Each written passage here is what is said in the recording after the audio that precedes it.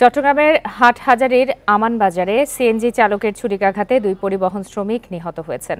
এ বিষয়ে সর্বশেষ তথ্য জানাতে যোগ দিয়েছেন সহকর্মী অনুপম শীল। সরাসরি চলে যাচ্ছি তার কাছে। অনুপম, আমান বাজারে সিএনজি চালকের ছুরিকাঘাতে ২ পরিবহন শ্রমিক নিহত হয়েছে, এইটুকু তথ্য আমরা পেয়েছি। বিস্তারিত জানাবেন, যারা নিহত হয়েছেন তাদের পরিচয় পাওয়া গেছে কিনা? এখন জন্ম সনদ দিয়ে খোলো বিকাশ স্টুডেন্ট অ্যাকাউন্ট। নিজের বিকাশ নিজে কর। মূলত গতকাল রাত্রে একটি একেবারে অপ্রত্যাশিত ঘটনায় বলা চলে। অর্থাৎ গতকাল রাত্রে আমরা এখন চট্টগ্রাম মেডিকেল কলেজের মর্গের সামনেই আছে এবং দুটি মরদেহ এই মর্গে রাখা আছে, পোস্টমর্টমের অপেক্ষায় আছে।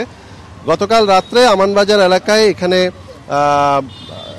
একজন বাস ড্রাইভার তিনি মূলত অপেক্ষা করছিলেন এবং সেই সময় সেখানে সিএনজি ড্রাইভার তিনি আগে থেকে অন্য আরেকটি বাস ড্রাইভারের সাথে তার বিরোধ এবং সেটি ঘিরে তিনি যেই বাস ড্রাইভার মারা গিয়েছেন তার সাথে ঝগড়া এবং কথা কাটাকাটির এক পর্যায়ে তাকে ছুরি মারেন এবং তিনি ছুরিবিদ্ধ হলে এরপর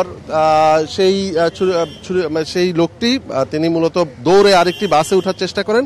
সে সময় সেই বাসের কন্ট্রাক্টর তাকে সেই বাসে উঠতে না দিলে তিনি দৌড় দেওয়া অবস্থাতেই সেই কন্ট্রাক্টরকে ছুরিকাঘাত করেন এবং এক্ষেত্রে দুজনেই চট্টগ্রাম মেডিকেল কলেজ হাসপাতালে আনার পরে মৃত্যুবরণ করেন।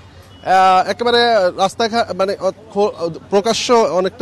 প্রকাশ্যে এই ছুরিকাঘাত এবং সাথে সাথে দুজন মানুষের মৃত্যু, এটি আসলে দুজনই পরিবহন শ্রমিক এবং এটি একটি আলোচনা এবং চাঞ্চল্য তৈরি করেছে। ইতিমধ্যে চট্টগ্রাম থেকে হাটহাজারী গামী যে সমস্ত বাস আছে সেই বাসগুলো এখন বন্ধ করে দিয়েছে সেখানকার বাস চালক এবং মালিক সমিতি এবং তারা এখানে আমরা স্বজনদের সাথে কথা বলছিলাম, তারাও বলছেন যে এই ঘটনায় একটি উপযুক্ত বিচার তারা দাবি করেছেন এবং যেই লোকটি এই কাণ্ডটি ঘটিয়েছেন তাকে ইতিমধ্যে হাটহাজারী থানা পুলিশ বা স্থানীয় জনতার সহায়তায় আটক করেছে এবং এর পেছনে কারো ইন্ধন আছে কিনা সেই বিষয়টিকে সামনে রেখেই এখানে স্বজনরা দাবি করছেন যাতে এই বিষয়টির একটি পূর্ণাঙ্গ তদন্ত এবং সঠিক বিচার যাতে হয় সেই বিষয়টি তারা প্রত্যাশা করছেন।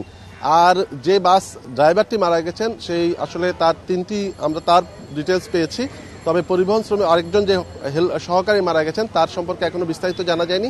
তার আত্মীয় স্বজন এখনো এসে পৌঁছাননি, তারা আসলে হয়তো আরো বিস্তারিত জানা যাবে।